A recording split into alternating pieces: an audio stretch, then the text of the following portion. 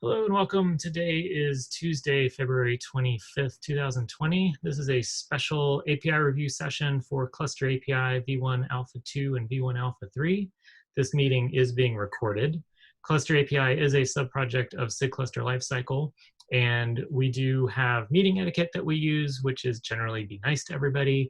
And if you would, please add your name to the attending list in this document. And if you've got something that you'd like to say, please use the raise hand feature in Zoom, and I'll do my best to moderate that way. We are going to be taking notes on this API review, so I would appreciate it if we could collectively do that. I'll do my best to take notes when I'm not talking, but if others would help out, that would be great. And I do want to welcome Jordan Liggett. Thank you for volunteering your time here, Jordan. We really appreciate it. And I will turn it over to you to see how you want to start things off.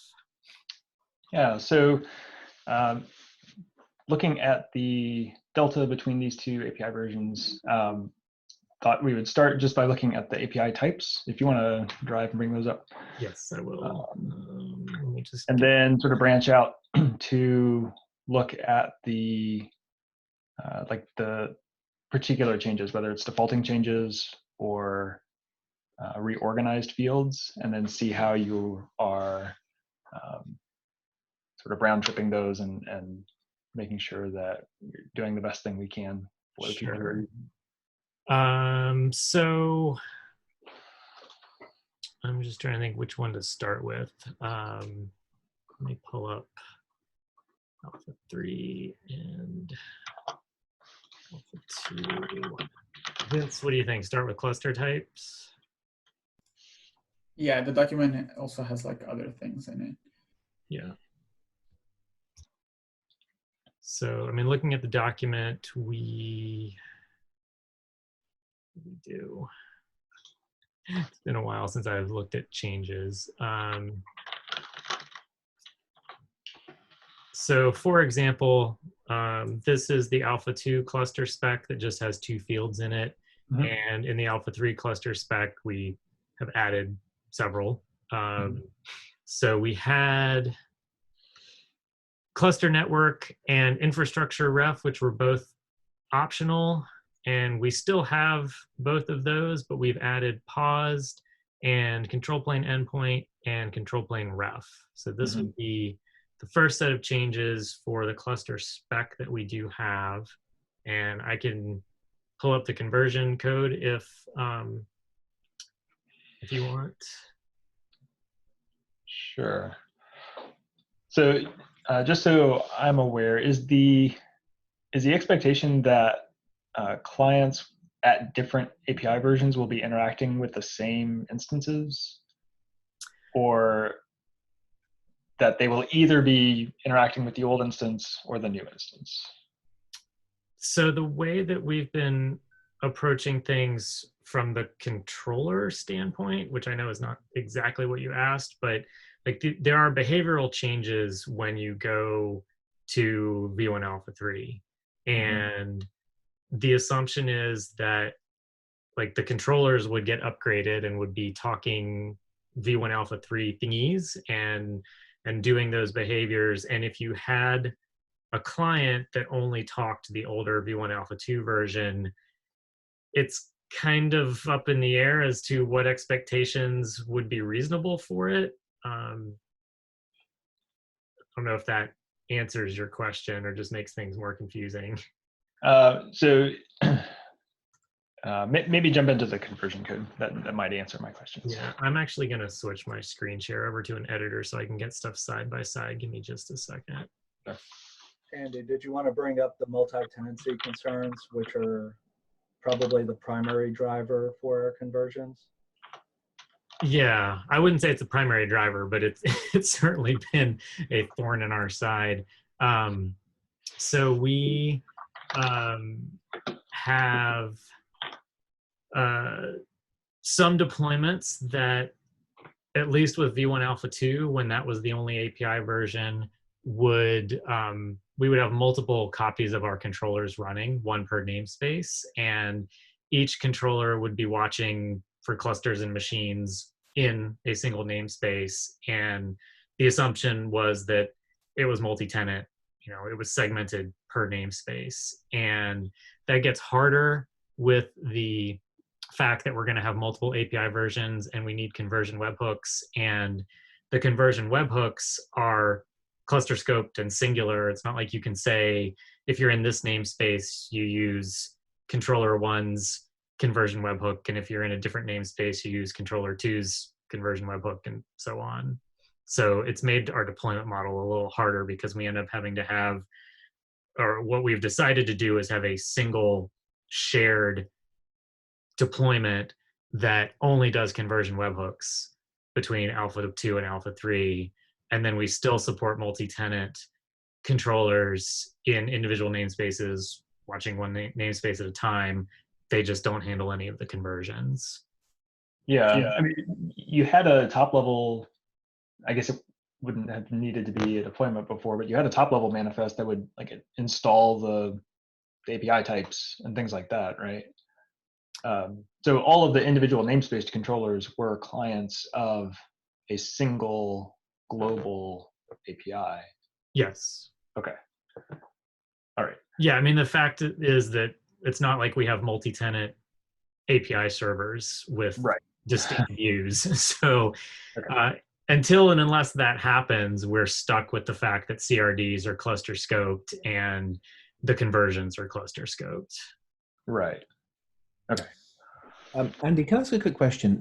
This may be jumping ahead, but do you plan to support having v1alpha2 and v1alpha3 controllers running in the same namespace or in the same cluster, dealing with both types, or do you plan to convert one type into the other and sort of have an upgrade strategy?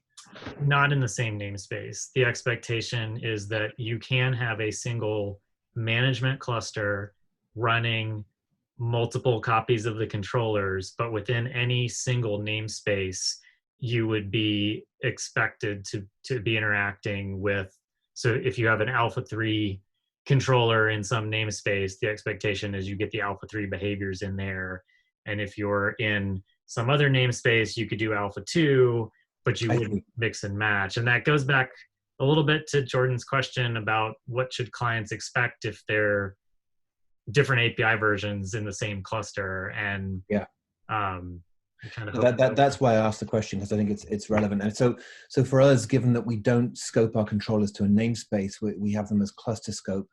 That's going to, we won't be able to support both versions within a given cluster. So again, maybe we're getting ahead of ourselves, but is v1alpha3 strictly more expressive than v1alpha2, or is that not the case? So if a client is interacting with v1alpha2 and saying, I want a cluster and I want some machines and here's my specs, could a controller that is only looking at the v1alpha3 version see all of the intent specified by that client and satisfy it? Maybe. Okay. You're unmuted. I guess that's what we want to have, so that you can technically, like, you should be able to submit a v1alpha2 cluster and machine, etc., and get a controller running v1alpha3 reconcile that properly. Okay. That might not be true for the vice versa, though. Okay. That's helpful to know. Thank you. I would say that our goal is to not screw up our users if they interact with either API version, but I don't know that we've necessarily put in all of the due diligence required to think about all the edge cases where things might go awry. Okay. So maybe I should ask, what are you looking for from this review? Basically, so we have some users that have v1alpha2 running, and it's the deployment that I'm thinking about is like a multi-tenant management cluster that we were talking about a few minutes ago, and it's obviously all Alpha 2 because that's what's out there right now. Mm-hmm. So I'm looking for any major showstoppers that look like significant problems in your eyes. one example that I could think of as being potentially problematic if we were to care about this is the fact that we changed the storage version already in our master branches to v1alpha3. So we're doing a single release that introduces alpha 3 and makes it the storage version, which I know the API change guidelines say to do it in a two-step process, and we haven't done that. So that so a lot of the guidelines were written around native types. Yep. And so that specific one was because of native types. So as soon as you change the CRD storage version, like within whatever, half a second, all of the masters agree that that is the new storage version. And if conversions are required, then you have to specify that in your CRD, and all the masters can make use of that. So the role storage version changes out over 2 releases thing does not apply to CRDs. I was thinking more about for rollback, like if the storage version changes and then there are some updates made to the resources in etcd to use that new storage version, you can never roll back. Like you could have your controllers talking alpha 2, assuming the sort of what we were talking about a minute ago is not a problem, where you have alpha 2 controllers against alpha 3 storage. So anyways, long story short, I would just love to get your eyes on anything that looks potentially problematic that would really hurt our users, basically. Okay. So the types of things I'll be keeping in mind are like all your existing users are v1alpha2 users, and all your existing controllers are v1alpha2 controllers. Yes. And then as soon as this comes out, presumably the controllers that like you're releasing in master are going to be v1alpha3 controllers. Yes. And then clients will maybe lag, and then hopefully quickly transition to v1alpha3. Okay. So we will have v1alpha2 clients and moving to v1alpha3 clients gradually, but not in lockstep. Right. And then, so we've got 2 client versions and 2 controller versions. Are there other actors that are interacting with these? Like the users declaring these and the controllers actuating them? Are there other things in play that you know of?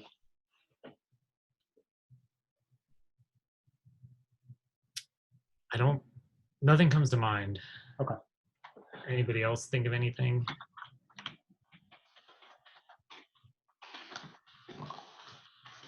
All right. Okay. Yeah, I can't think of anything other than, I mean, some users may be humans, some users may be systems that are integrated and coded to work with cluster API types, and then the controllers.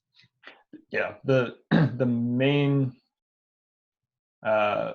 thing I'll be looking for is like if any of the conversions are lossy or have dependencies between fields.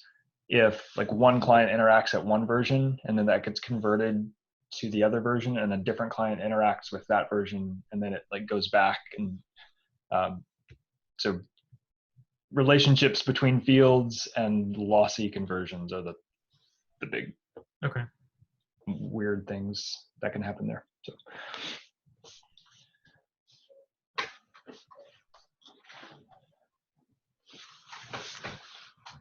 and just so I know, did you have any immutable fields or like validating webhooks previously that would prevent certain transitions from happening? All of the validation that we did in Alpha 2 was in the controllers. Okay. And because because KubeBuilder and controller runtime, upon which Cluster API is built, didn't have support for webhooks until more recently. Okay. We have added defaulting or mutating and validating webhooks along with the conversion webhooks in our Alpha 3 code. Okay. All right. So previously the controller would like report back a validation error in status or something if it wasn't happy with something. Yes. Okay. Okay. So these are generated conversions. Is that true? This is so everything in this file is manually generated. We call some of the auto-generated conversions. Okay. So if you want to walk through this one just as an example, I can show you the approach that we have for making sure that we can round trip without dropping things. Mm-hmm. So we start off and we call the generated conversion function for converting an alpha-2 cluster to an alpha-3 cluster.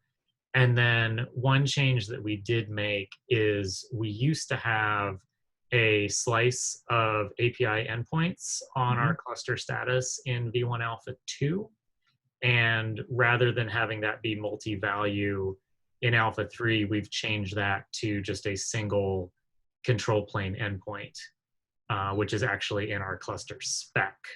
So we've moved a multi-value field from our cluster status to a single value in cluster spec. Okay. And so given that this is converting from 2 to 3, if we have multiple API endpoints, we take the first one and assign that to control plane endpoint. Okay. And so it's pulling status into spec.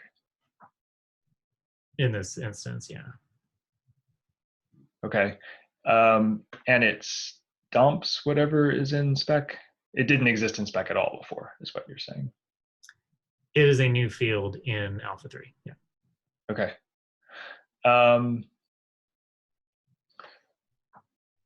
So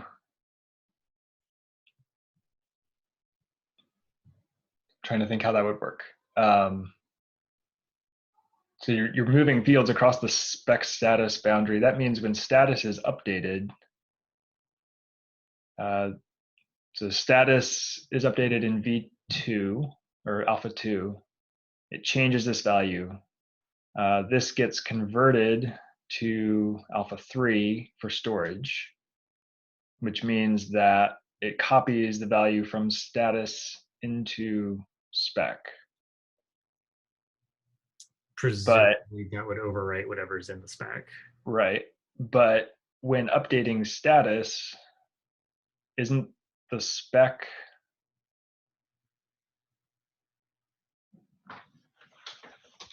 converting? I see where you're going. While you're thinking on that, Jordan, two things that come to mind here. Yeah. You have a status update that now can increment generation number, which is weird. I don't think that's supposed to happen.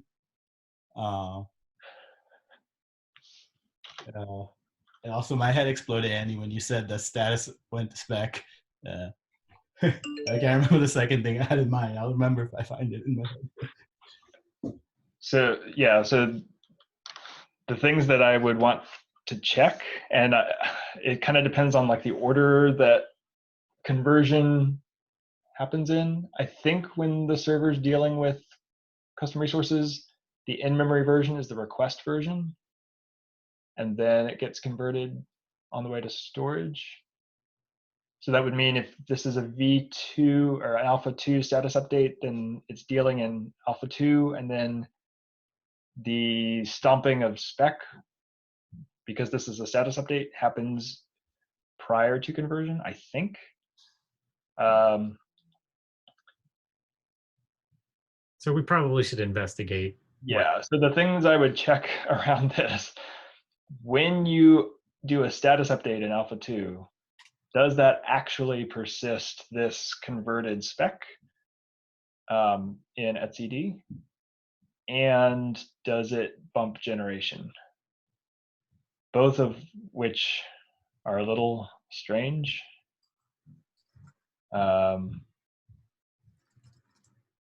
Yeah.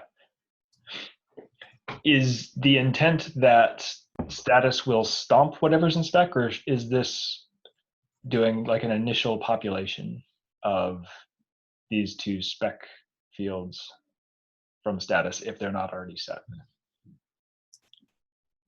I don't know that we had a conversation about expected behavior. I am going to guess that largely what we attempted to do was treat each version as convertible to the other. And so anytime that there was a behavior such as what is my API endpoint, then we tried to address changes going in both directions. And so that's why going from 2 to 3, we try and take the first API endpoint and shove that into the spec.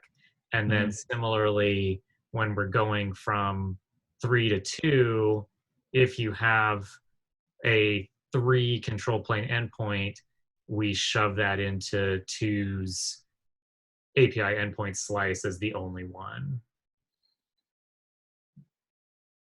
And the big thing here is going to be around the behaviors of the associated resources pre and post upgrade. Pre-upgrade, the Bootstrap provider would extract the first API endpoint to use for bootstrapping a machine. Post-upgrade, we want to leverage the dedicated field in the spec rather than this kind of assumed behavior that we have in the status of just pulling the first out of a list. Okay. So does that mean this is now controllable by clients? Like when I create a cluster, I can declare like this is the endpoint for this cluster because it's in spec. Yeah. It is possible to do now, yes. Okay. So that was the actual intent, why we did this, because there is some other project that is trying to make load balancers external. I know that I'm going into much details, but we wanted to put it into spec so that these controllers can potentially put it in there. And yeah, like because status cannot be recreated when we move out like these objects from one cluster to another, which is also one of our use cases. Okay. And we never used more than one API endpoint before. Okay. Well, some providers did. To some extent, it's a conflation of two things. It's possibly a load balance endpoint that you know ahead of time before you create the cluster, or it might be an API that comes up on a VM or whatever that just kind of appears once the cluster is declared, right? And the latter makes more sense as status, and the former makes more sense as spec. Right, but this is saying when I update the one, conversion is going to like stomp values for the other as I go back and forth between these two versions. And so I'm just trying to think if we end up in a weird spot where someone using the new API says, like I declare this to be this way, and then something else is updating status, and in the process, like overwrites the spec. Yeah, so apart from the mechanical issues of like, does it bump generation? Maybe does it actually work on a v1alpha3 status update? Or does this conversion happen on the way back out of etcd? Like those are worth investigating. But think through, are you going to end up in a place where a user puts something in spec and a controller updating status changes it? Because that's pretty strange. If it's sort of an intermediate state while you're rolling this out before you kill off alpha 2, maybe that's livable. But if just alpha 3 interactions could lead to this, that's pretty strange. Also, you made a statement about like people looking at spec to like observing spec to make use of that value for things. What happens if the spec and the status disagree? Like if what is declared in spec can't be actuated? Like wouldn't the people consuming the value still be better off consuming it from status, where it's like this is the actual in use actuated value? Rather than consuming, they will set it for us. So there would be like another controller that like would actually go and set this externally. So on the can we live with this? The reason this is probably okay is because technically, if you have an external load balancers, like when that functionality comes, we don't have it yet. When the functionality comes, then the alpha2, even if like the alpha2 has it in status, it will not create that API endpoint. Or like we are expecting that to not to create it, or like be so that you have a way to disable it. This is like not there yet in any point, so like we can probably live with it. Okay. And then what's the second set of stuff? So Yeah.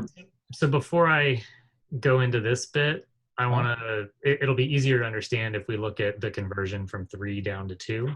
Okay. So one of the things we changed here was an int to an int32.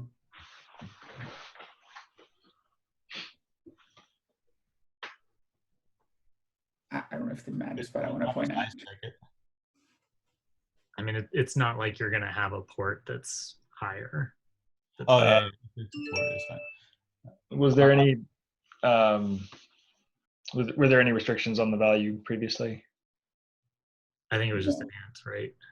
Okay. No, in fact, the fuzzer actually caught that like it would set an int, and then the int32 was like, yeah, overflowing. But okay, there were not any restrictions, and okay. So one of the things to keep in mind, if you're moving from a model where the controller is doing validation and reporting failures back into status somehow, if you're moving from that to a model where you're doing validation that actually blocks updating API objects, a validation failure can now prevent you from updating the object. So if you have, you want to make sure you have good visibility to the places where updates could be blocked on validation failures. So if you've got a controller that's trying to do something and it's like failing because the user put some like int32 plus 1 value in this field, and the controller is trying to update and it can't because it doesn't pass validation anymore, you want to make sure you have good visibility to that, either in events or logs or somewhere, status or something. Makes sense. Okay. All right, so v1alpha3 has new fields, and the 3 to 2 conversion, so like marshals it and stores it in an annotation or something. Yeah, so we did the auto conversion for 3 to 2. We already just talked about the control plane endpoint conversion. Yep. And then we have this helper that will basically take the entire alpha3 object, convert it to JSON, and store it in an annotation. Yay. Okay. Then on the way out, or for going 2 to 3, we have we create a restored placeholder. We unmarshal the data, which is the reverse of everything. We make sure that we delete that annotation that had the JSON marshaled value. Yep. And then once we've unmarshaled into our restored placeholder, we then do assignments for the fields that didn't exist in alpha2. Okay. And we also, Vince wrote, is it in conversion test, Vince? Yeah, so we wrote this helper that you give it your alpha3 cluster, your alpha2 cluster, and it'll go through and fuzz the whole chain of objects and just make sure that if we round trip that everything is what we're expecting it to be. Okay. Well, it round trips 3 to 2 back to 3. Yes. We're not currently round tripping 2 to 3 back to 2 though. That is true. Is 3 strictly more expressive? It is it? Yes. Looks like it is. Okay. Yeah, that's why we focus on the hub. Yeah, here. Yeah. All right. So I'm trying to think of things to pay attention to here. So that means in v1alpha2, you've got an annotation that is a structured annotation.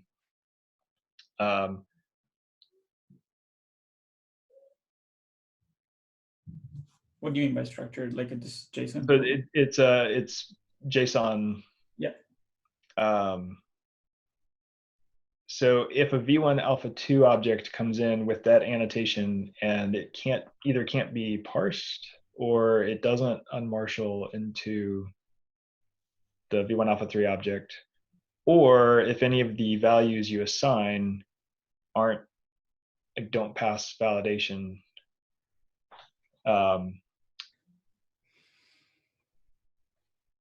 that means that the request will fail. So trying to think what to think about here. You said you're changing the storage version to v1alpha3? Yeah. Okay. So this conversion will have to pass before yeah, so go v1alpha3 to v1alpha2 out. User messes with something and does something to this annotation that makes it no longer decode. Then on the way back in, it's going to go from 2 to 3. If it fails, then they won't be able to persist their new messed up annotation. So basically, you are not persisting this annotation because you're persisting in v1alpha3. Correct. Okay. I think v1alpha3 schema validation runs after conversion. So the user submits a v1alpha2 object that has this annotation. Conversion unmarshals, assigns these values. Now we have a typed v1alpha3 value. I think validation runs, but I'm not positive. So what that would look like is, like if one of these values, control plane ref or control plane ready or something, if they gave you valid typed data, but it didn't pass the OpenAPI validation. So like if, I don't know what these types are, but like control plane ref, if that's object reference Boolean slice of, or actually a map of string to something, and yeah. then So is there validation around? Are there requirements around any of those values? Like if you give us a control plane ref, you have to give us like both the name and the namespace thing, or like the name is length limited or things like that. There are some validation on there, like the namespace is the same namespace as the cluster resource. I think that might be the only validation that there is there today. Okay. yes, Is that done in the OpenAPI validation or in the webhook? webhook. That's webhook. So yeah, like if the control plane ref is set and its namespace doesn't equal the cluster's namespace, then we send back a validation error. Okay. So the things I would check there are like what happens if you make a v1alpha2 request and you have a malformed JSON annotation. And then the next level of sophistication would be it's valid JSON, but it doesn't unmarshal into that type. And then the next level is it unmarshals, but it doesn't pass the OpenAPI validation. And then the next level is it doesn't pass the webhook validation. The assumption is that conversion webhooks return, not that they return valid data, that they return schema valid data. But I remember we talked about like what the API server would do after a conversion webhook gave you back the new the destination version. But I can't remember offhand if that runs through OpenAPI validation again in the destination version. So Jordan, I only got half of the things that you said. Okay. Can you, if you give me edit access, I can type in stuff too. Oh, you're not in Frig. I love games of telephone, but Give me a second. then you can hear my loud keyboard.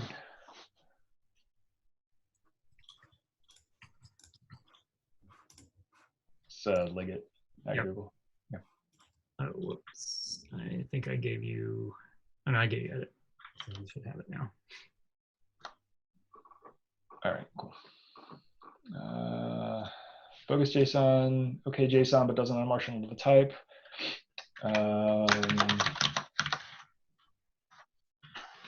Partials, but fails OpenAPI validation. If you had OpenAPI validation rules around those.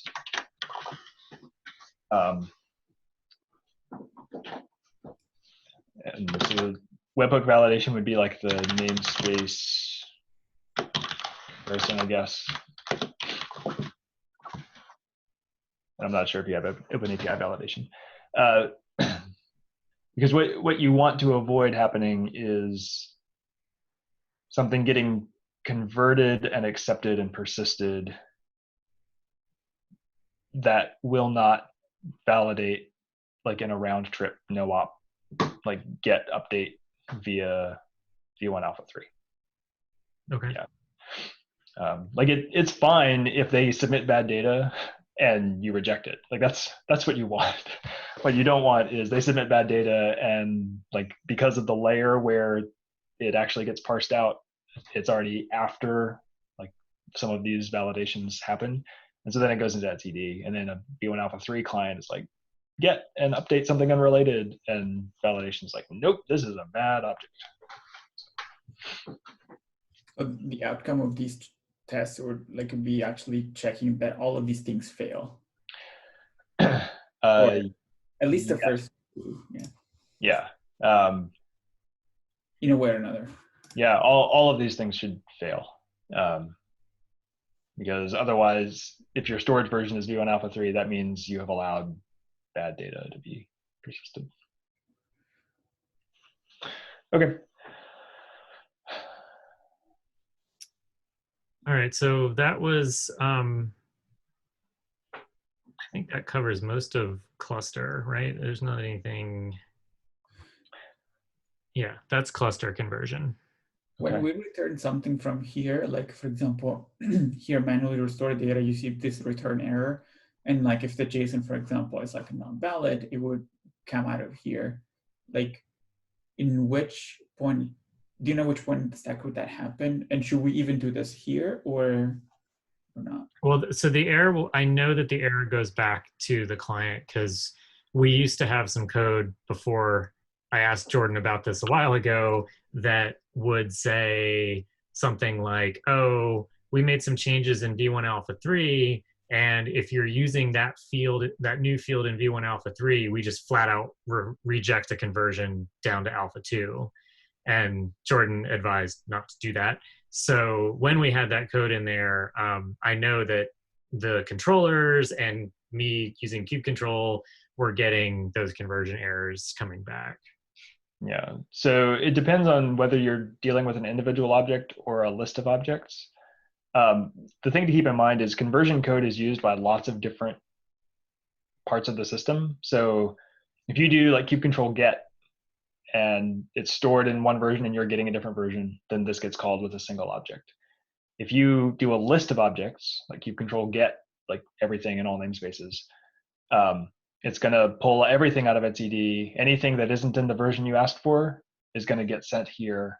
And if any of those things fail, like the whole list fails, because you're basically making one API request that's a list request, and it's expecting you to get back a bunch of different objects, and we don't have a mechanism to give you back like a partial success. Like you asked for everything, but here's the 50 things we could convert, and there were 3 we couldn't.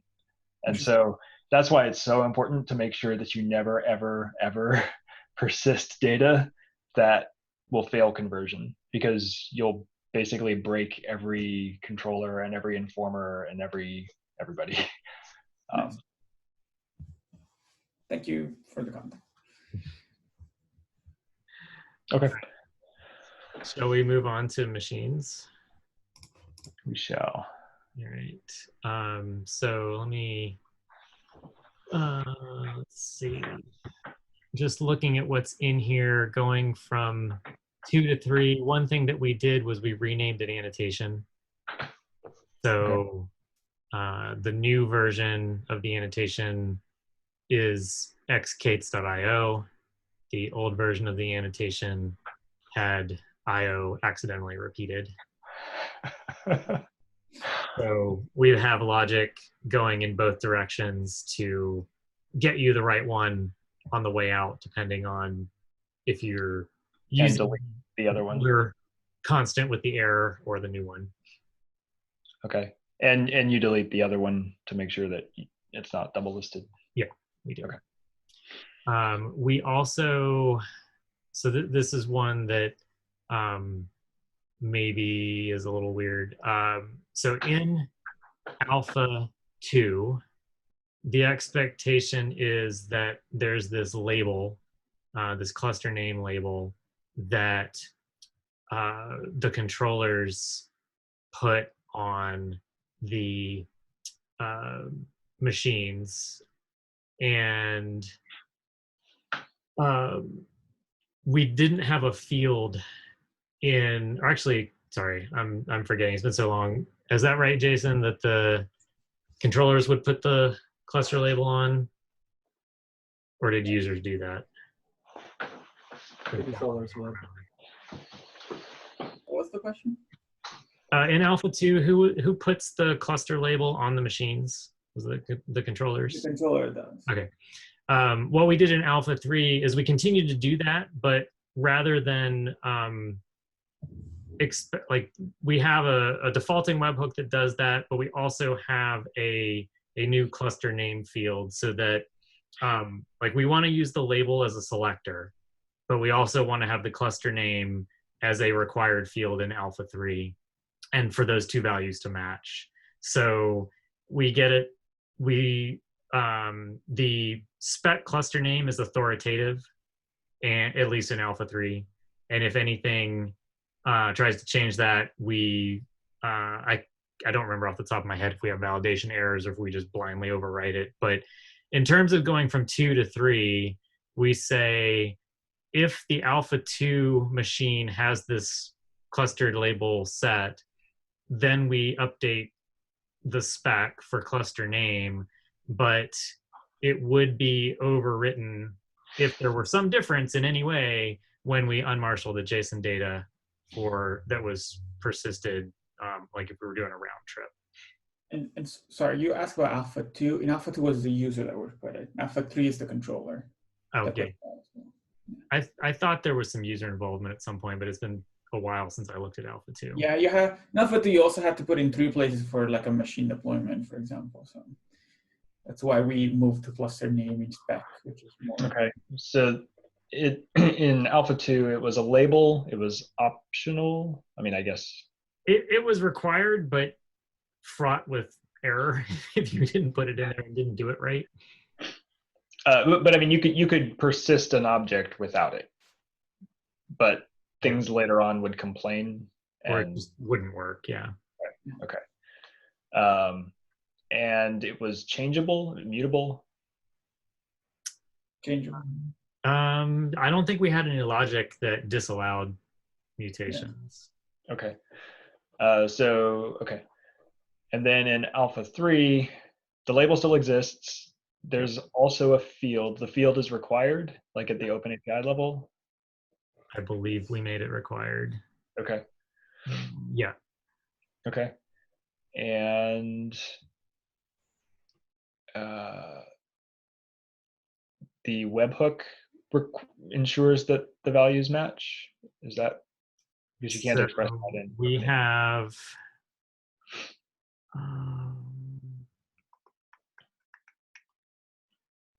The values, you mean the label and the field? Mm-hmm. We don't.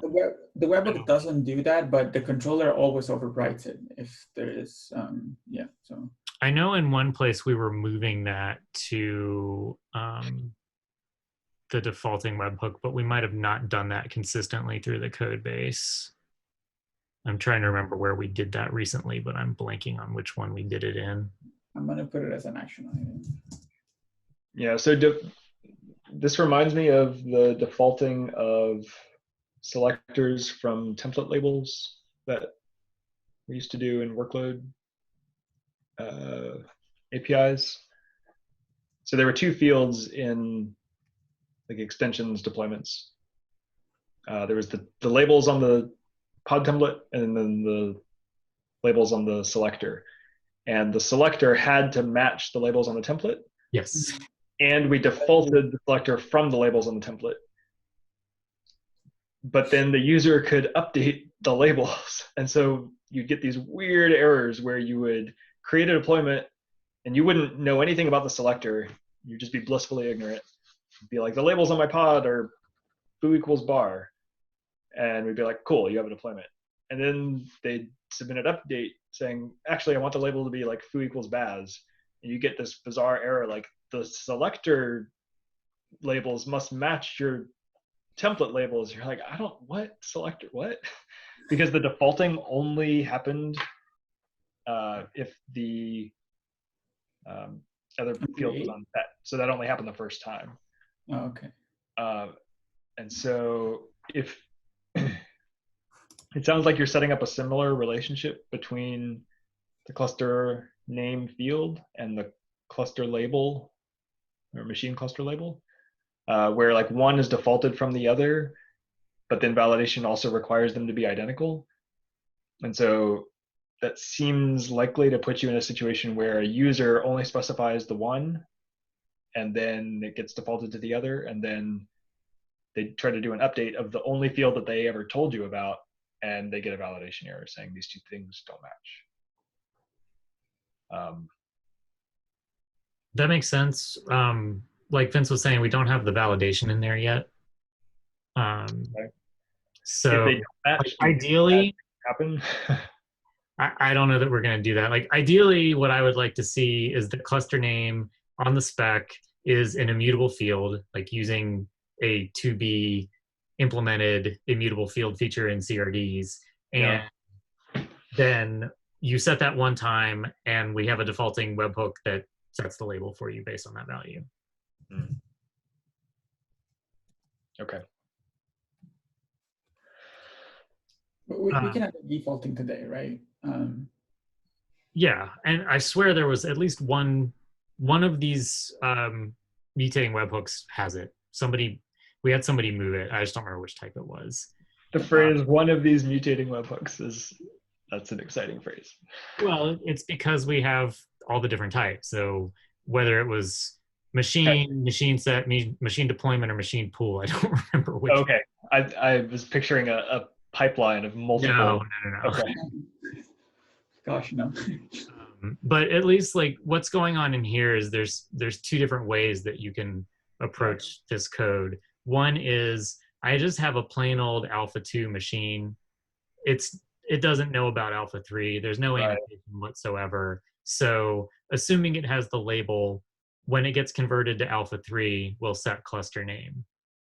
The other possibility is I have an alpha 2 machine that also has the annotation, which means it was down converted from alpha 3. So in the weird circumstance where you have a down converted alpha 2 machine and you make changes such that the label name doesn't match what's in the annotation stored or marshaled value, the marshaled value ends up winning because of this code right here. Okay.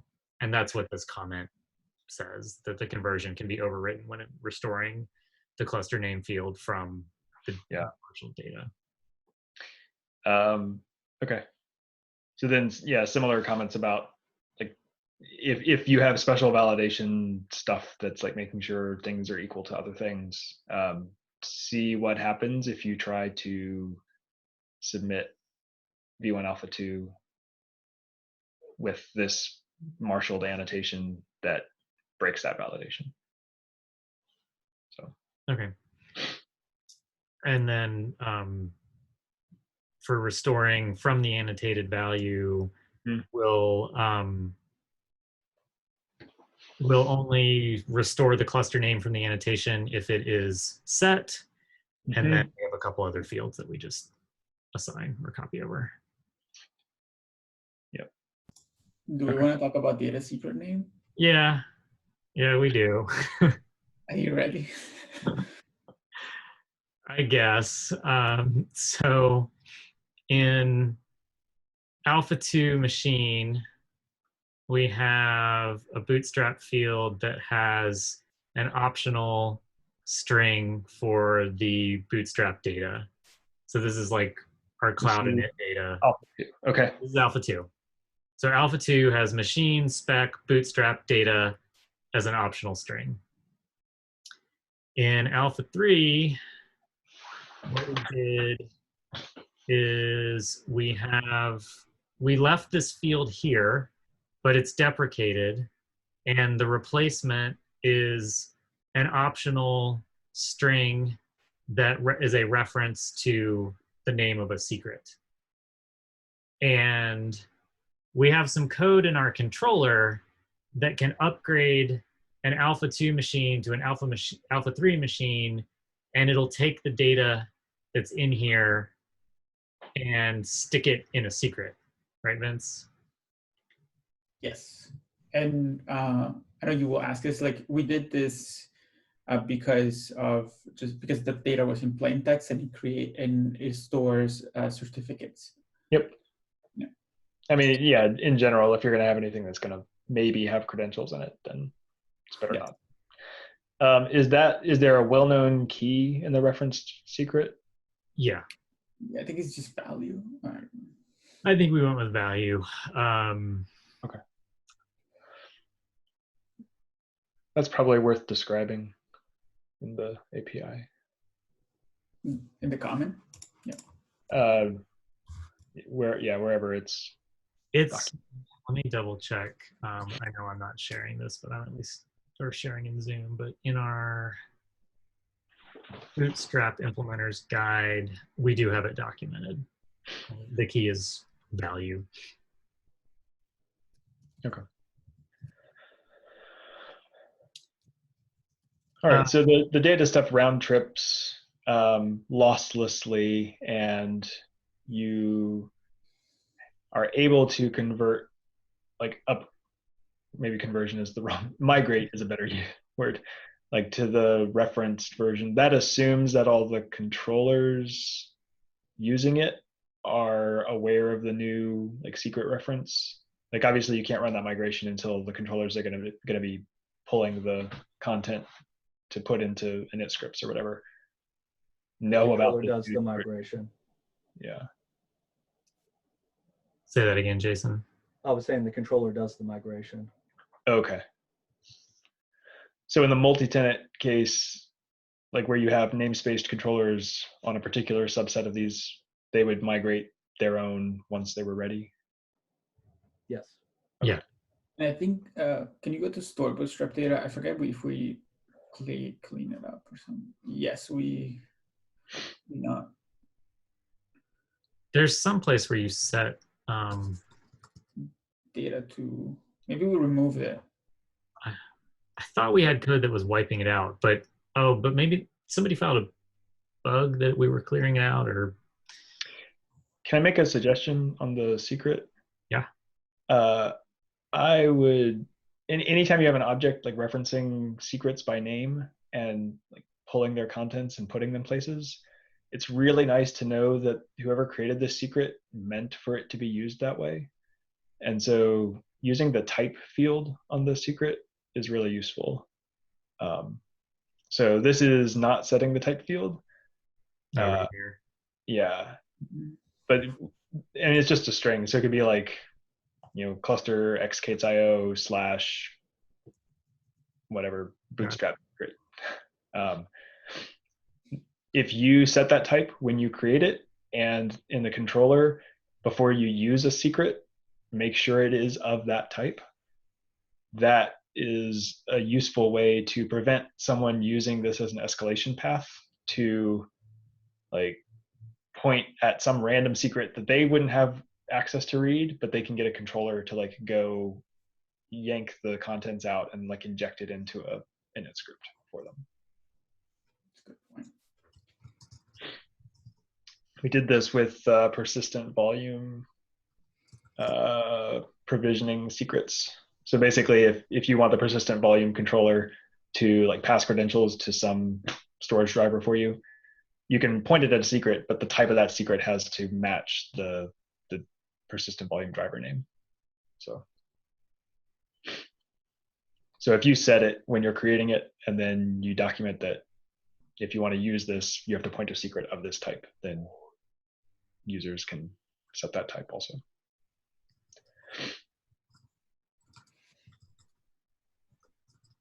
Makes sense. Okay. That's my SIG auth hat. All right. SIG auth hat off, API hat back on. No, Jordan, you can't take it off.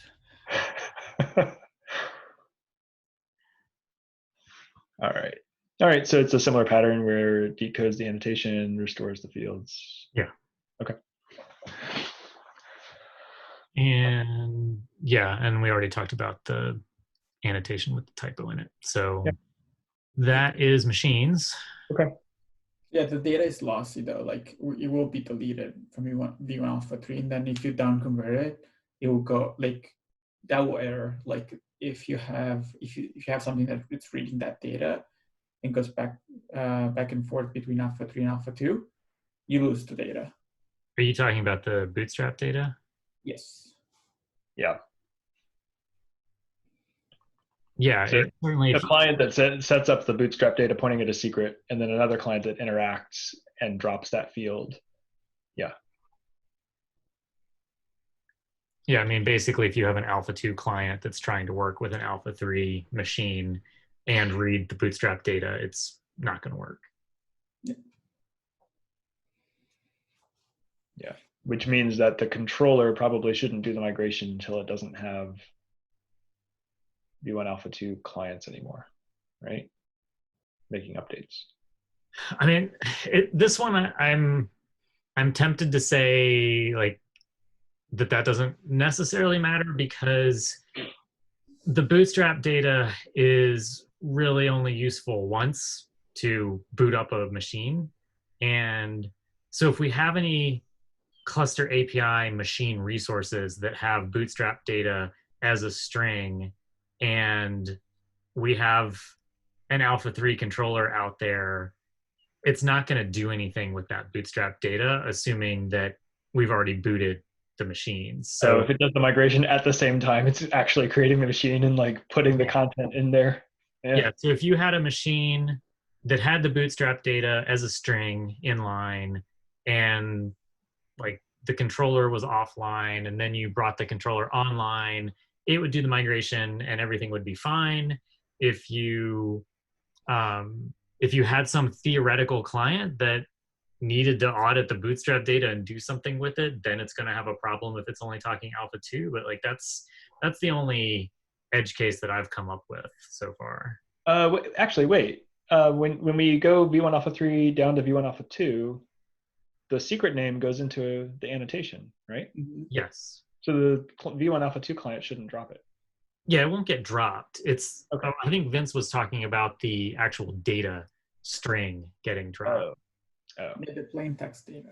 So that can only happen if you have copy on alpha2 and the Qbadian bootstrapper on alpha3. That would do a weird migration, and then when it gets back, that data is lost, so it will be stuck in a loop waiting for that data to be populated, and will never be. Isn't this predicated on CAPI being at v1alpha3? Like, how would they be using the v1alpha3 API before you've upgraded cluster API to v1alpha3? Yeah, we're not trying to support any mismatched deployments. Yeah. Okay. All right. But I didn't think we wiped out the data. It's in the machine controller. I just looked at. Oh, okay. So it's not in the bootstrap. I knew it was added somewhere. Yeah. And the phases one.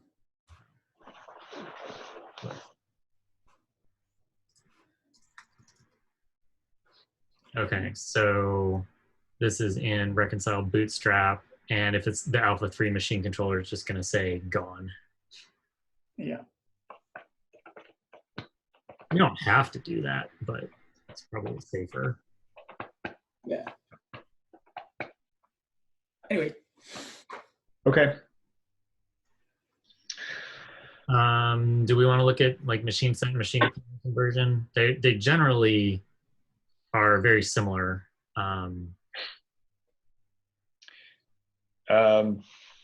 I would say the same things, especially when it looks like there's one field going to multiple fields now. I imagine there's validation that makes sure those things match. And so just a question of like what happens if they don't. Yeah. If we have validation. Do we have validation? I don't think so. We should at least make sure that we have a concrete plan for what we shouldn't do. Right. Like if, yeah, the spectrum is like they must match, and that's enforced like in conversion. And then the other end is like, they're optional. If they match, great. And if they don't, things still work. And then there's stuff in the middle where it's like, we let them not match, but things don't work. And then it's a question of like, how well does that get surfaced? But it doesn't block like updating or deleting or doing anything to the object. So knowing where these things fall in that spectrum, and basically you want test cases around like what happens if I submit bad data to this? Like, do I get myself stuck in ways that I can't actually like unstick? And the worst case scenario is something gets persisted that breaks listing the objects. Right. That's the worst. Okay. Yeah, and this is Looks the same. I think we have some annotations apparently that we're converting. This. Yeah, those annotation like had case.io instead of xcase.io, so we think everything. Gotcha. Got it. Okay. And then I guess the rest of it is fairly straightforward. Yeah. All right. Wait, go Marshall data. Oh, so that is a utility that marshals and stores. Yes, Does, it's the annotation. I'm sure you've thought of this, but does the Marshall data thing like drop the annotation that it is itself setting before it marshals? It doesn't exist prior. I mean, there is no code in here that drops it, but it is dropped in unmarshal. So when you're going from 2 to 3, we get rid of it. But we don't have something similar to ensure that it's not Inception style or Infinity style. So should we add that at the beginning of marshal data to make sure that we clear out the annotation before we marshal?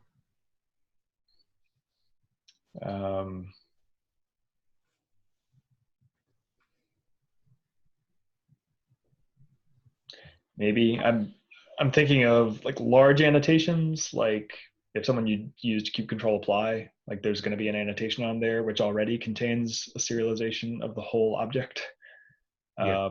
The field manager stuff for server-side apply is large-ish. I guess if like are there cases where you are using this for things under metadata?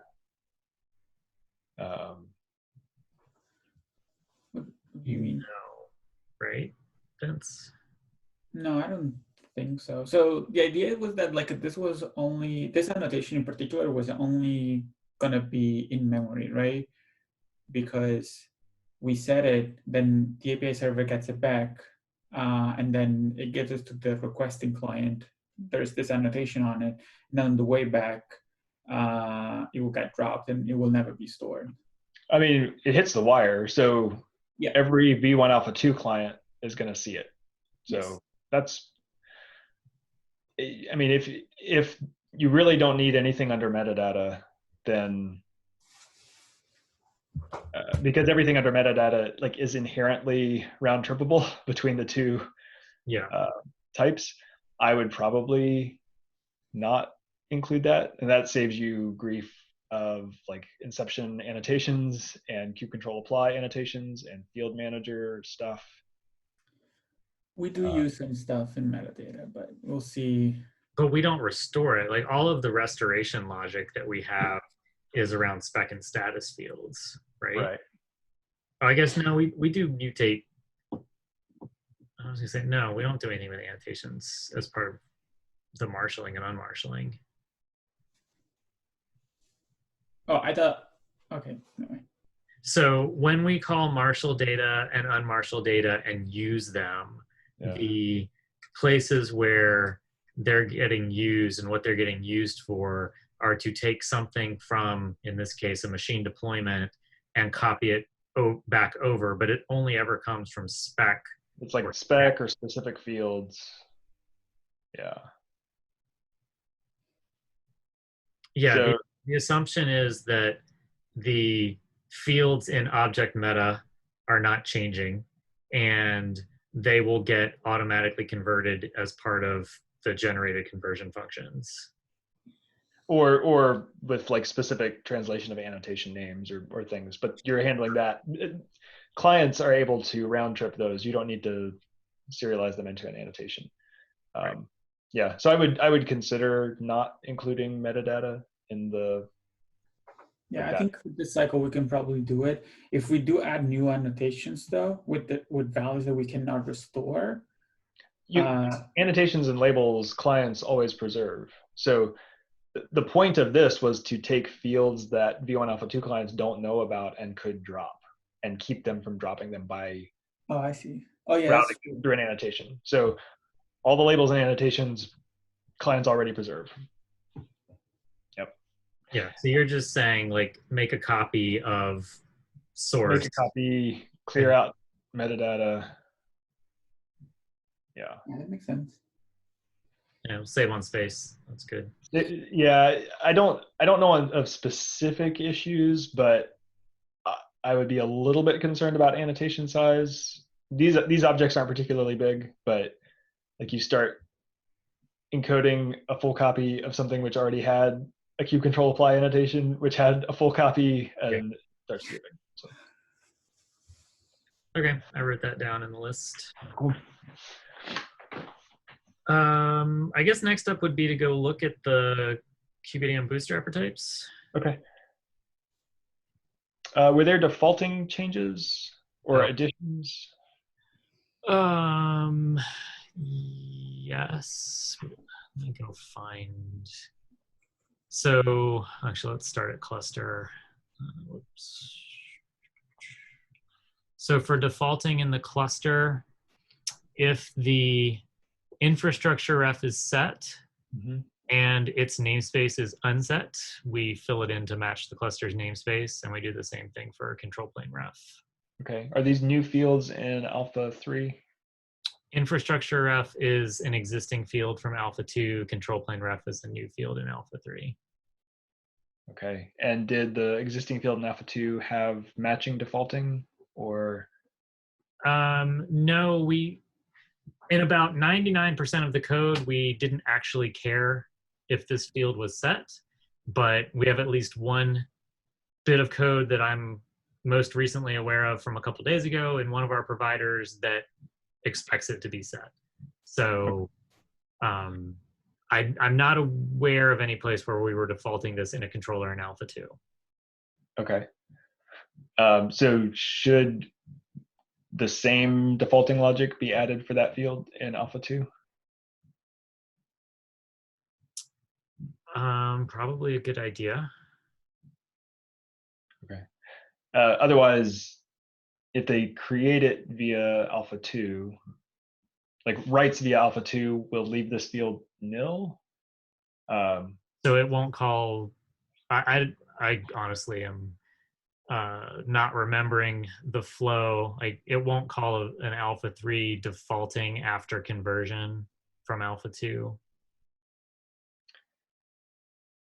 I don't remember the sequence.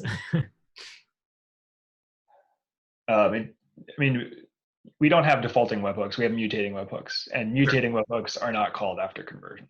Okay. So add defaulting logic to alpha2 types. Are you using the? Well, I'll queue up this question for later.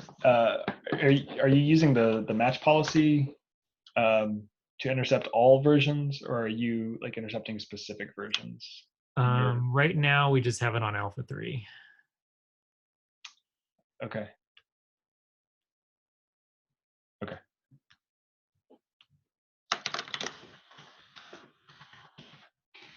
So we would have to have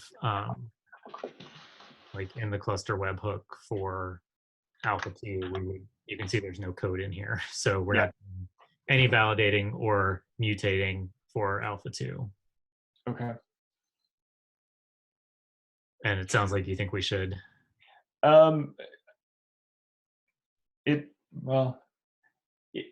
If you're defaulting it, I assume it's for a reason, and it's not great if like inconsistent defaults. Like I can sometimes count on there being a value for this field, basically means I can never count on there being a value for this field. So if it's worth defaulting, then you probably should default it consistently. Okay. Yeah.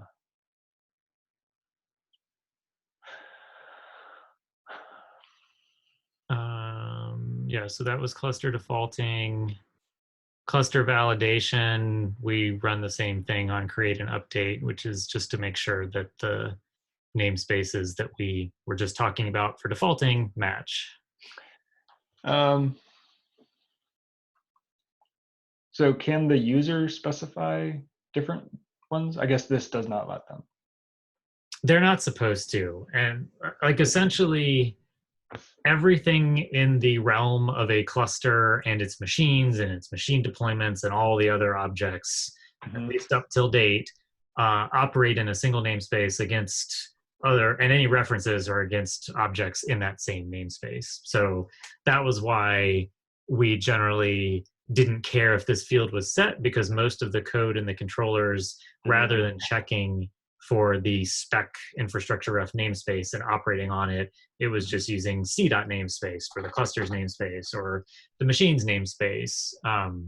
But as I mentioned, we've had at least one bit that was keying off of one of these fields and it was unset. And is there an expectation that in the future these will be allowed to be cross namespace? No. Well, we've never discussed it. Okay. Well, in the future, I'd like to get rid of the use of object refs because the namespace, like, we shouldn't even have a namespace field there. Right. In reality, That's because what we I was don't going to care ask. about the Like, namespace. why do we even have this lever? It's there because we were just using what was in core v1. Okay. Okay. So, I mean, we could go take it out. I don't know how much time we have and if we want to try and rush this in, but we could do our own type for alpha3. So I tried looking at that just for the kubeADM control plane, and it's a big rabbit hole. It's not a small one. Scroll up to the mutating webhook.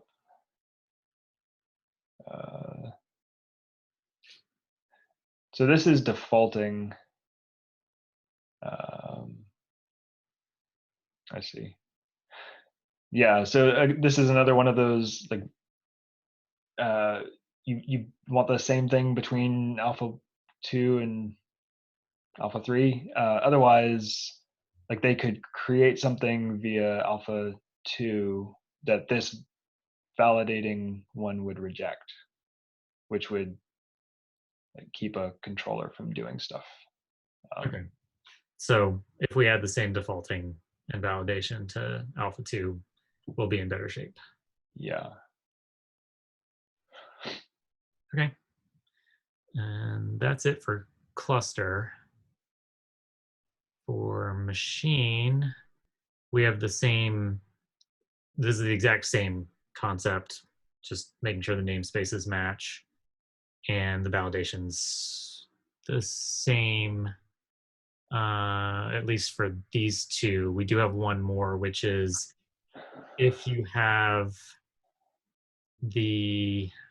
no bootstrap config ref, and you have no data secret name, then we throw an error, which doesn't The sound, field path seems wrong, right? yeah, this seems wrong. I think this was supposed to say if let's see. You don't have a config ref and you don't have a data secret name, like it should be possible to have none of these filled in. All So v1alpha2 objects will not, correct? You should so have at least one of the two. I think that's what this is trying to say. Right? What if they just had data in v1alpha2? that's legal. Yeah, so you can't prevent update of, I think this code yeah, okay. So all valid v1alpha2 objects should be able to no-op update, like do a get and put of the same data. yeah, I mean, even if you don't even think about alpha 2, and if you just focus solely on alpha 3, I still think this logic is wrong. Yeah, it's definitely wrong because at least we need to check data as well, and that thing is wrong too. Anyway. Yeah, I mean, I would say like if data and data secret name are both populated, that's a problem. But that's about the only validation that I think is relevant here, because you can have no config ref and you can have no data secret name, and that's perfectly valid. You should have at least one of the two when you create, at least. Oh, so you're trying to. That was the contract. Like either you provide your own bootstrap data. Oh, right. So if you're doing that because you're trying to deprecate the data field and you don't want people to create new things via v1 beta or v1alpha3, that's totally fine. But this method needs to know whether this is a create or an update, and tolerate. Yeah, on create you can be strict and say like, nope, new stuff via v1alpha3 needs to use refs. But on update, if the old object had a data field, then you need to tolerate that. So it looks like you have the data, the information you need in the public methods, the validate, create, and validate update. Yeah. But you're not plugging it to the validate helper. So. When I submit a v1alpha2 object, like would that be converted first and then go to the create method here? I'm sorry, say that again. So if I submit a v1alpha2 machine, yep. And that's a create, right? Yep. Would that be converted to v1alpha3 first and then go to the validate create here? No.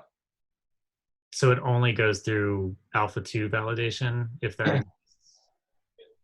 So this is what I was asking about the match policy. So if you register your webhook for like specific versions, by default, you only intercept those versions. So if you say, I want to intercept v1alpha3 creations, then that's what you intercept. You can to register your webhook and say, I want to intercept v1alpha3 creations and anything that can be converted to v1alpha3. And then if you did that, if they submitted a v1alpha2 object, it would get converted to v1alpha3, sent to your creation webhook, and if it passed, then get converted back to v1alpha2 and continue on. So that lets you register a webhook for a single version and not make your webhooks have to know about like a bazillion different versions. But there are reasons you might want to just intercept one if you're doing a version specific check or fix up or something. So that's what the match policy. Let me see if I can. Is the match policy in here? Like, where do we set this? It ends up getting generated in our CRDs. Let me. So for our purposes, we'll probably need to make sure that the queue builder annotation supports generating the right intercept policy. It's conversion.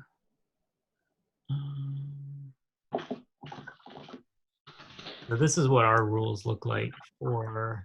Let me find a validating. Oh, here. So this is validating clusters, and we basically say it's v1alpha3 create update clusters. So how do we say the convert, like we want to intercept what's convertible to v1alpha3? Is this a star on API versions? No. So if you put a star there, you will intercept all versions, but then but it's not going to do any magic for you. It's just going to say like v1alpha2, cool. Here, webhook, here's a v1alpha2 object. v1alpha3, cool. Here's a v1alpha3 object. Like it's going to route everything to you, but your webhook has to understand all of those. Yeah. Like be prepared to handle all of those versions. All right. So how do we do what you were suggesting? I dropped a link in the notes doc. Up where it says failure policy, it's at that level, and to where it says failure policy fail, next to that you can say match policy equivalent. Oh, that's nice. And that will send any request that can be converted to the versions you say you handle to one of those versions and send it to you. Oh, okay. So then, well, what I was the case that I was saying before, that would work, right? Like it would be converted first and then sent to the to this webhook. Yep. That's what I assume that's what we want, and then we wouldn't have to go implement webhooks in Alpha 2. That's what I would recommend. Yeah. We have no reason that I can think of to have separate sets of validations and mutations based on the API version. Because so what that will do is make your conversion webhook be called more, because conversions are being done like before sending stuff to your webhook, and then it comes back, and then it gets converted back, and then it gets converted to storage. Like more conversions, but it's a lot less work to maintain webhooks against like one version. Thing. Sure. Yeah. I also think I was checking like these webhook files in Alpha 2 are actually empty. Like, I mean, there is, but those are for conversion, not for defaulting. Okay. Right, Andy?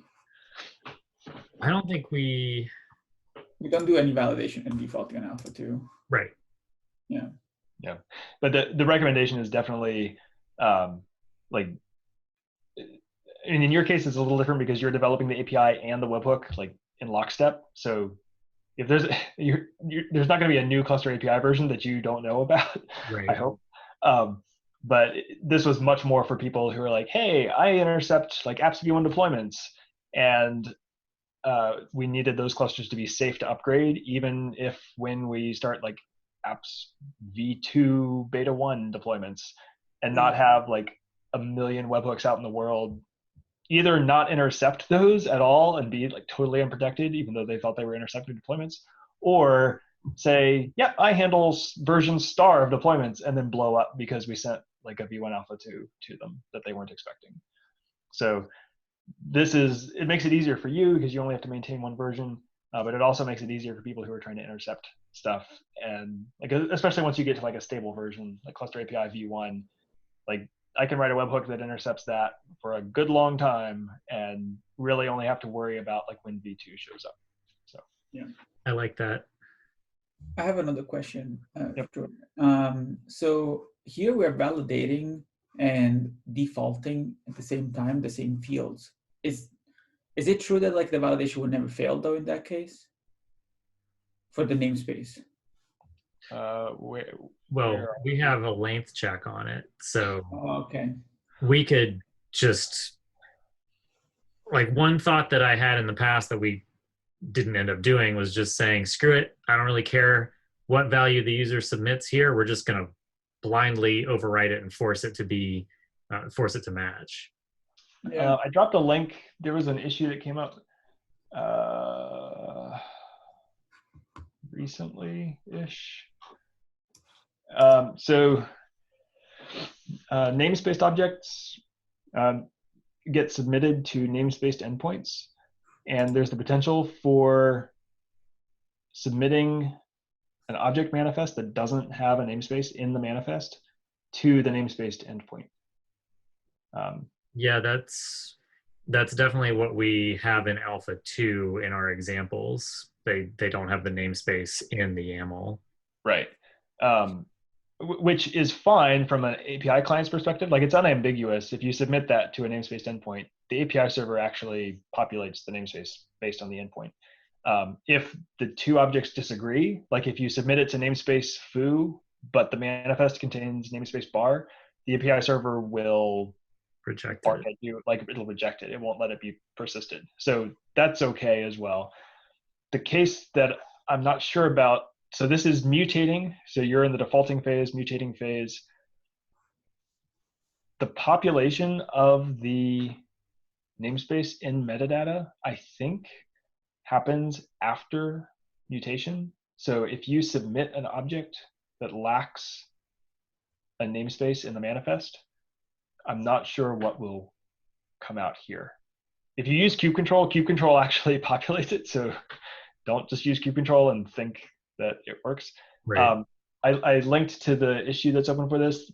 This is, for now, a documentation thing. We're going to see if we can make the API server like move that population step ahead of when it calls mutating webhooks, so they don't have to worry about it.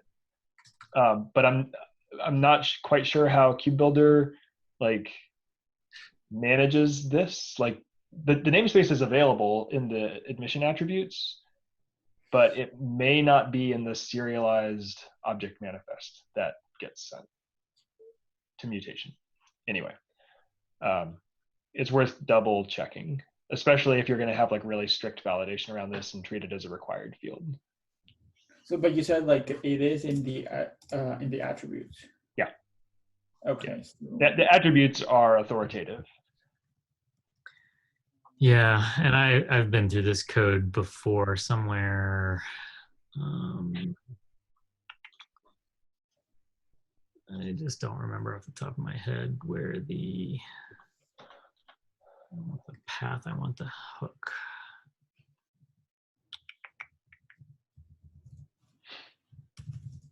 Oh, it's in the webhook server. I'll see if I can find it real quick. Oh well, I'm not going to waste everybody's time. We'll find it later. Yeah. I like that action item to check in controller runtime. Okay, and the other part of this, like, should we just drop this like length check and just like set it all the time? And then if we do that, we can also drop validation, right? Because it should always probably depends on what we were just talking about with whether we have the namespace populated or not.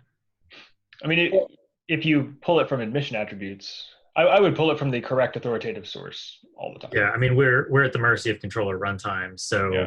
Okay. We just have a machine object or whatever it is. I see. So we'll have to check and see what CR is. Okay.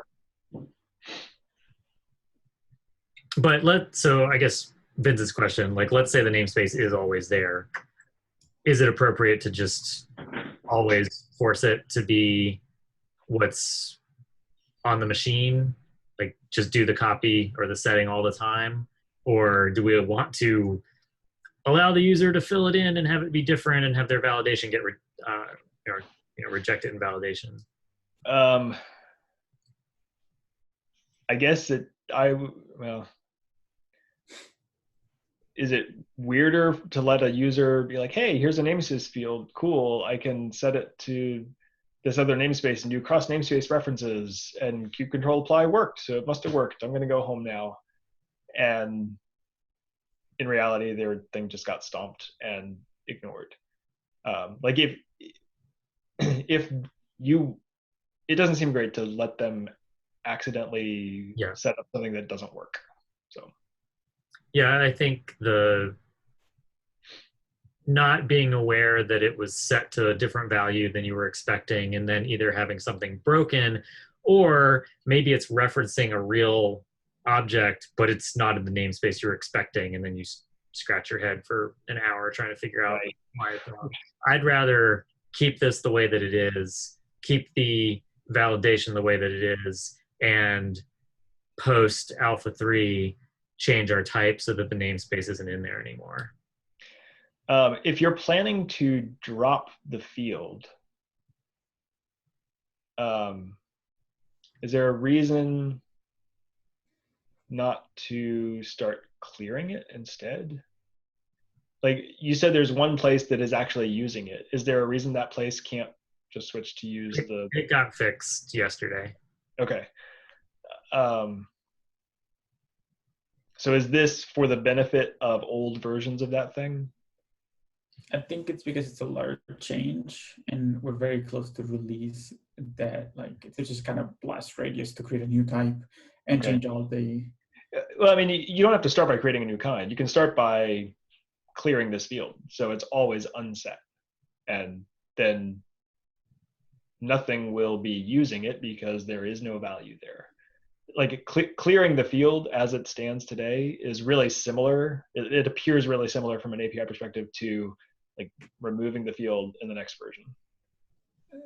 That opens up like one other thing, which is like, I don't know if that will allow to cross boundary instead of, well, I mean, one boundary, but like you will go and get some, like something from the default namespace if there is a client that's looking at that namespace. Because we have not forced like everyone to reuse the same namespace as the only object. Yeah. I thought you said it was largely unset today. Is that? None of the examples said it. Yeah. I am supportive in doing a quick change to just set it to the empty string and clear it out and update our alpha 2 to alpha 3 changes guide to say, if you're looking at this field, stop. If the long-term plan is for this field to go away, then I probably wouldn't start aggressively populating it, only to then in the next version aggressively remove it.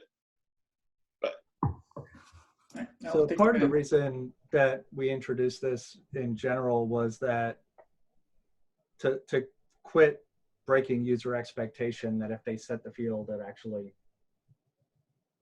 would actually look at a different namespace, because we were ignoring the namespace when we were fetching the resource. Yeah. But we could have validation that rejects any non-empty. Right. That's what I was going to suggest. Like if you want to start forbidding values in the field, that seems sensible also. And you could do that in a ratcheting way. So on creation via v1alpha3, like disallow this value.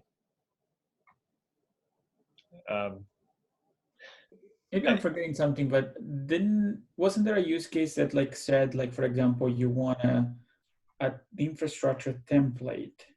So it's not a machine, it's a machine set that crosses boundaries of namespaces? Or am I making that up?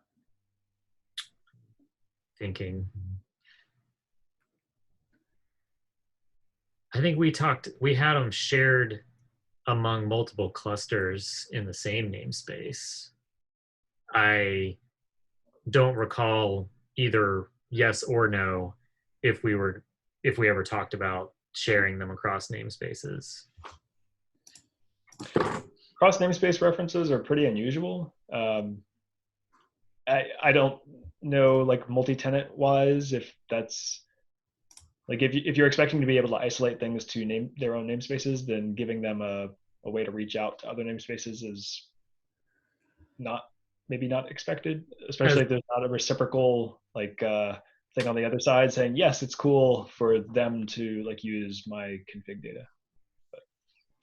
Yeah, I think the use case here was that like you have a machine template that you wanted to use across clusters.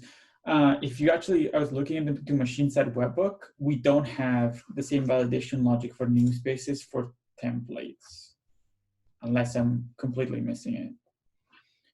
No, I don't see it. Yeah. Right. Yeah, so I guess it kind of depends on what you see being the long-term plan for this. Like if, and maybe it's different for different types, machines versus templates.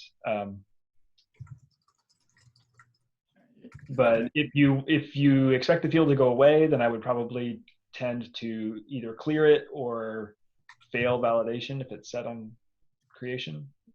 If you see it being a longer lived field, then doing the defaulting is probably fine. I probably wouldn't overwrite a value from a user that we would consider invalid. I would fail them on it. Yeah. I'm in favor of clearing and rejecting invalidation if it's set. Seems we need some homework here. No, we're running out of time. I'm glad we got 2 hours. Were there other areas that we want to look at that? Let me glance at our document here real quick.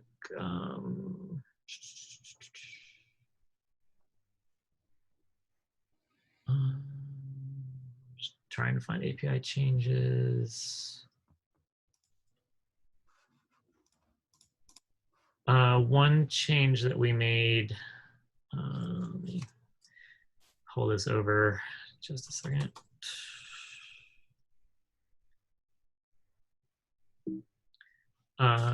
So we had a label for control plane machines, and we used to look at the value to see if it was true, and we're now looking just to make sure that the label exists. I don't think there's any problems there, hopefully not, but that is something that we're doing. I mean, that is probably more about like you surveying use of it and seeing if people were like, setting control plane false, who are going to be surprised. But I assume that means you switch label selectors to like exists selectors or something. I believe that's correct. Yeah. Something we didn't talk about that it's in some manual conversion functions that we have. Like we renamed some error related fields to failure related, but we have the conversion code to go back and forth in both directions. The giving documentation in terms of the external API, like the wire API. So like the status error reason are those field names, or would that be like lowercase status and lowercase e error reason? You're talking about for the actual fields in the types? I guess, is that documentation intended to be used by people using the Go types or the JSON API? This is largely focused on Go. Okay, never mind then. Talked about API endpoints. We talked about the secret bootstrap bit.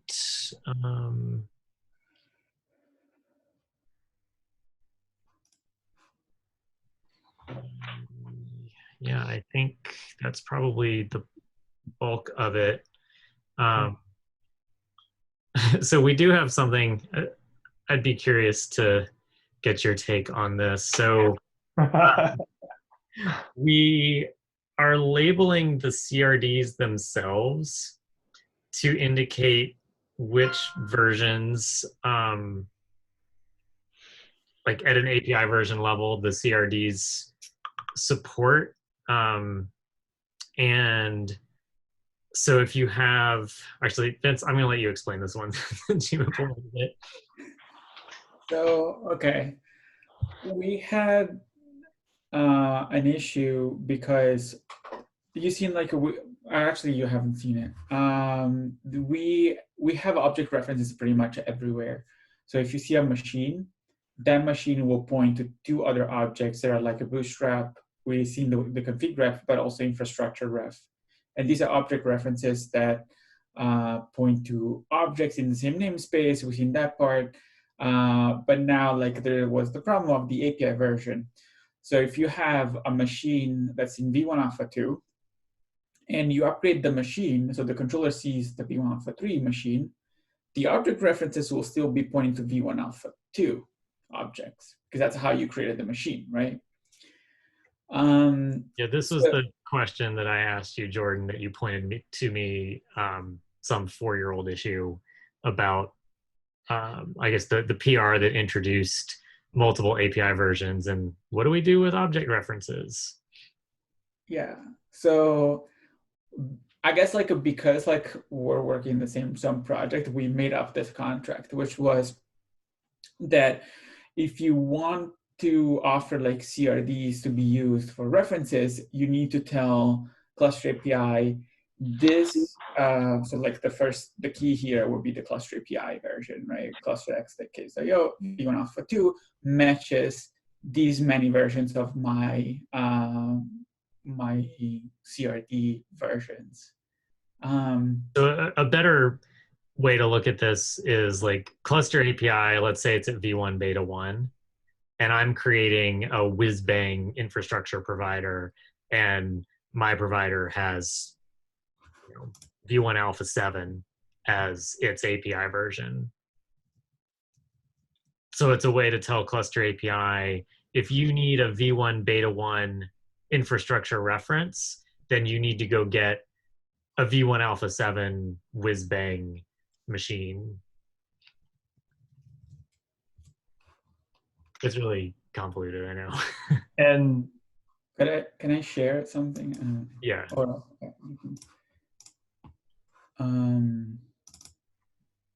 okay, so to make things a little bit more complicated, so what we came up with was the CRD spec that you saw.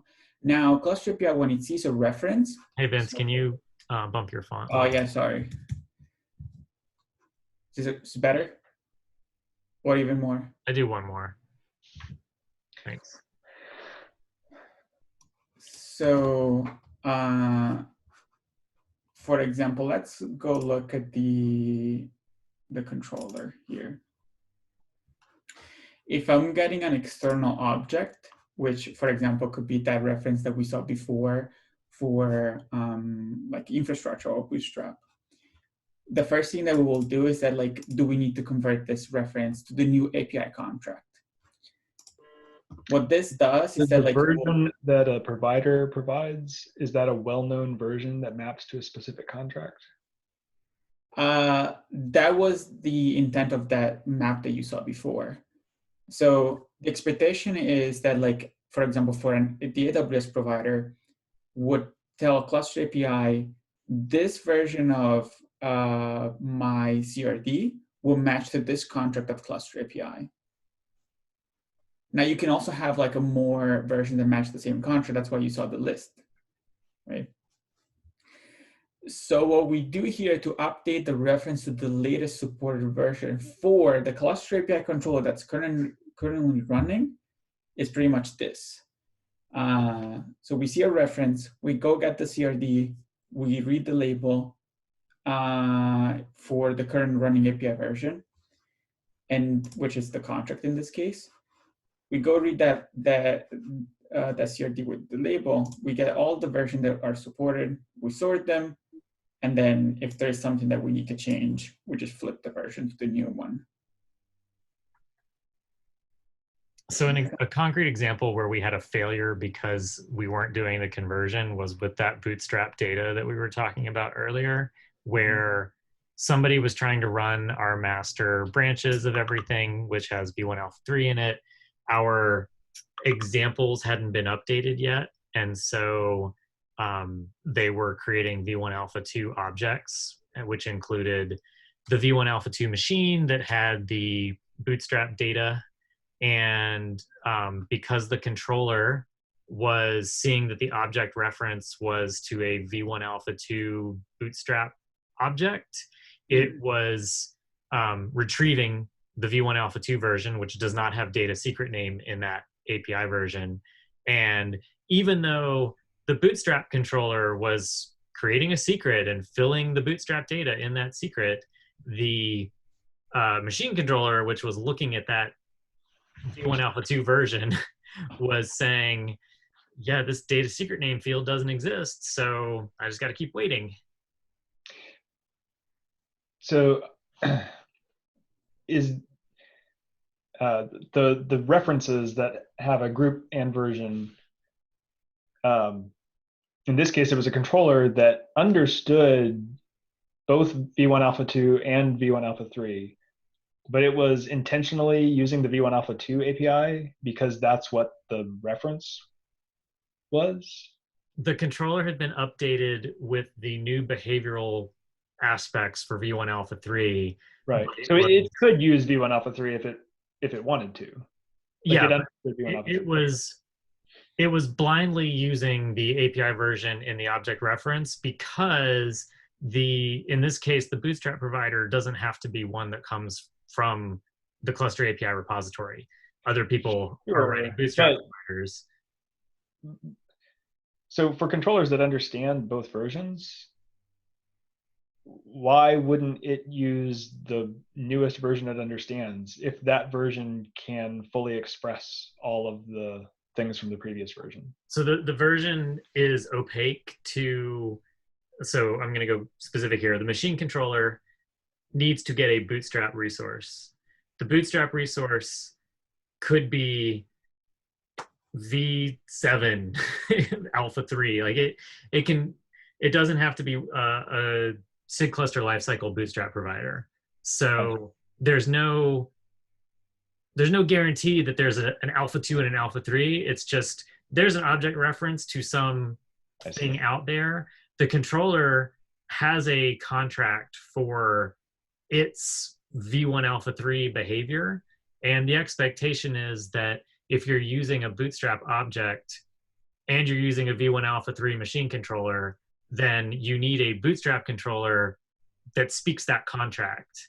And whether it's the KubeADM Bootstrap provider that our SIG is writing or somebody else's Bootstrap provider, we need some way to know what version of the Bootstrap object should we go get that conforms to the expectations for the v1 alpha 3 Bootstrap provider, if that makes sense. And the reason that it can't map one-to-one, like the version that provides v1 alpha 3 behavior is v1 alpha 3. We can't require that or guarantee. Like somebody could have 10 different API versions hypothetically that all are contractually compatible with what we're coding in the machine controller for cluster API v1 alpha 3. And I know that's hypothetical, but somebody could decide, I don't want to start, like I'm going to create a Bootstrap provider and my first API version is just going to be v1.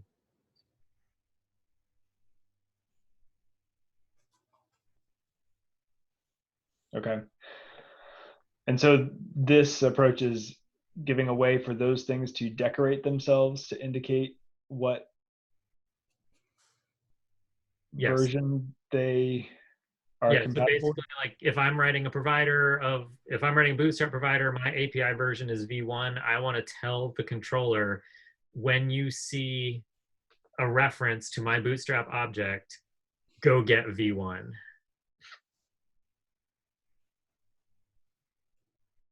Yeah, so Vince's example there on line 368, the v1 alpha 3 cluster API version corresponds to v1 alpha 2 of my super cool Bootstrap provider.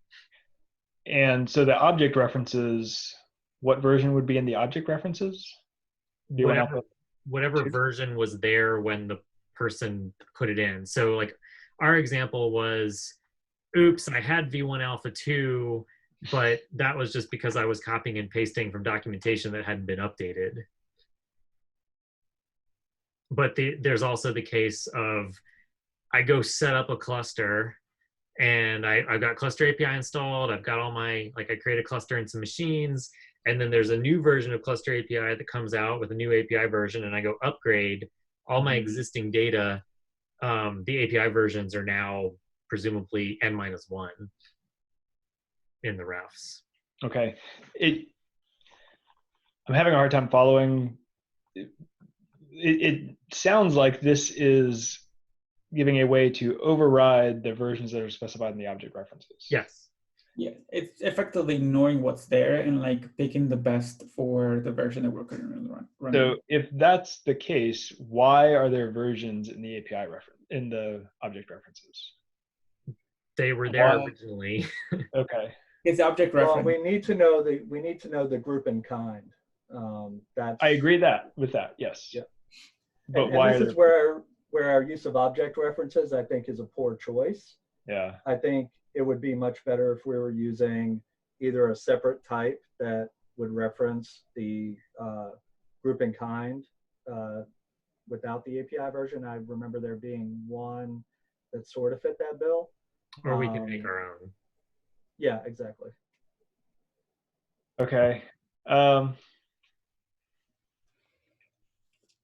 So I guess from the user's perspective, setting the object references, it's not clear what behavior they control. Combined with this, it sounds like not much. From the definer of the, like, maybe I'm just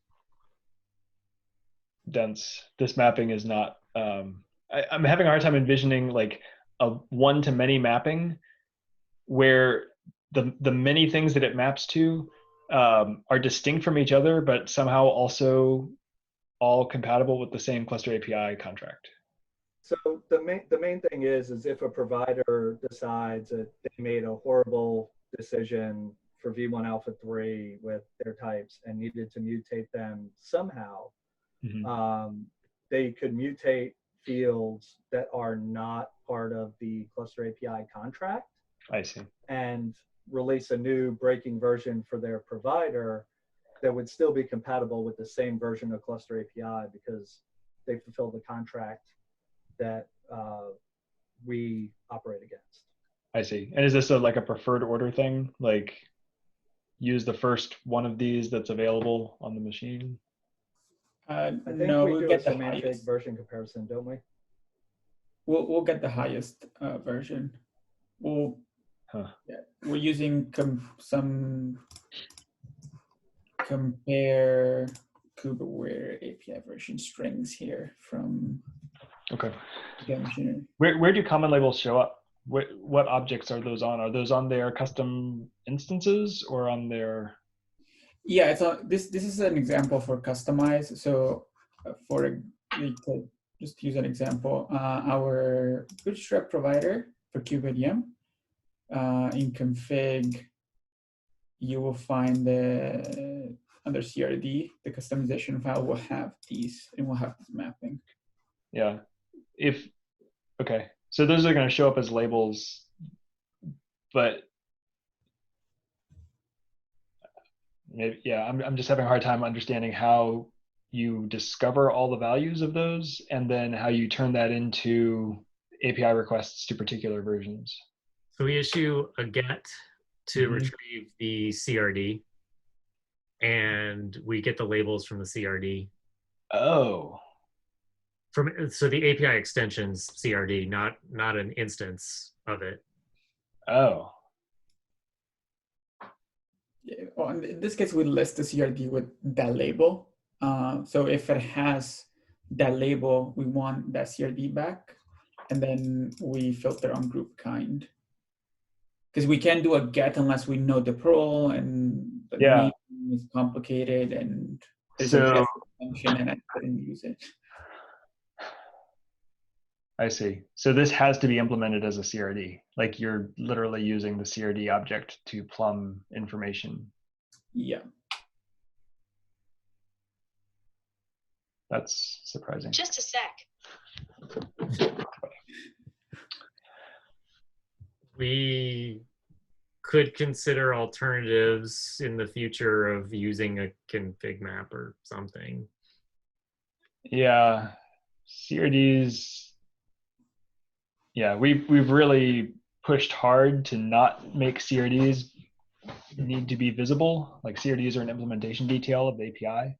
Making them an API themselves is pretty strange. Like the mapping of like for this cluster API version, prefer these versions of this particular resource. Like that, I can see the use of that. I would really encourage not connecting that to the CRD object itself. So if we don't put it in the CRD, where would you envision it going?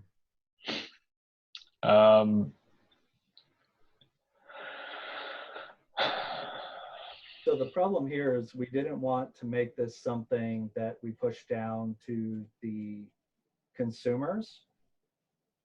We wanted it something that was, you know, the responsibility of the individual providers to implement as well. The YAML that we produce that Cluster Cuddle installs, like that would, the burden would still be on the developer of the provider to, like, I'm just going to say, like, let's pretend it's a config map. Like the developer could have that in their customized resources and it would get installed by Cluster Cuddle and the user wouldn't. So I think we talked about config maps, but then we were worried about cross namespace references for those. Yeah. In the multi-tenant situation. I mean, if you want a way to have like a cluster API to whatever mapping, like that, like I said, that seems like a useful thing to be able to express, but having that be its own thing, not labels on a CRD. I would probably make a very small, very focused type that you could look up directly with a get. So if you're needing to look these up by group kind, then having a resource that is named like group.kind or kind.group or whatever, and has exactly these fields, like rather than doing it with labels. We thought about something similar that was like to, for example, in a main file, like when a provider starts, like it registers itself with Cluster API that's running and say like, I'm speaking this version, and this is like kind of like my config map, I guess. I got like my mapping from my types to Cluster API types. We didn't go that way because it was kind of like a little bit, well, it will introduce either like a new type or code that needs to be changed. And this was done like no more than a week and a half ago. Yeah. It was the quickest way to get there, but we can. Oh yeah, no, it's definitely convenient to like add things to the existing object, but making something go like list CRDs in order to understand interactions with Cluster API, like that smells weird. Like it's combining two things that don't really belong together. That makes sense. Fair. I think given timing, we're probably going to have to roll with this for Alpha 3, but we can investigate changing it to something that doesn't smell as much for Alpha 4 or whatever comes next. Okay. All right. Well, we are out of time. Jordan, thank you so much for taking 2 hours out of your day to meet with us and go over this stuff. I really appreciate it. And I don't know if we'll have any follow-ups, but maybe as we get through some of the action items, we might pick your brain for some additional things if that's still cool. Yeah, that's fine. I would say some of the things that I wasn't sure about, like order of operations for like if you convert and then webhook and then convert again and then mutate and then like does validation happen? If you want to like circle back and tell me what you find, and we can like fold that into docs and maybe write bugs if it doesn't behave the way we expect. That'd be great.